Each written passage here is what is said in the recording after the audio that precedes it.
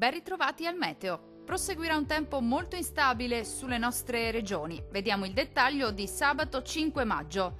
Sul Veneto condizioni di maltempo, sin dal mattino e per tutto l'arco della giornata, molte nubi con locali rovesci e temporali a carattere sparso possibili soprattutto sui settori centro-meridionali, localmente anche di moderata intensità.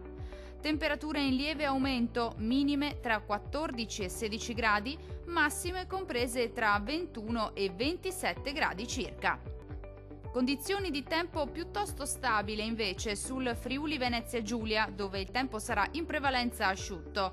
Il cielo sarà al massimo poco nuvoloso, solo con qualche pioggia e locale temporale possibile soprattutto sui rilievi.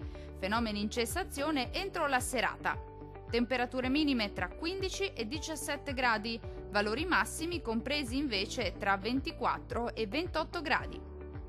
Il tempo sarà instabile sul Trentino Alto Adige, molte nubi sin dal mattino con qualche precipitazione anche a carattere sparso e localmente temporalesca. Migliorerà lievemente con fenomeni in cessazione già entro la nottata.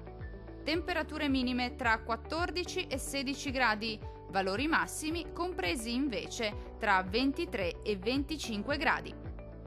Dal meteo di Antena 3 per ora è tutto. Arrivederci al prossimo aggiornamento.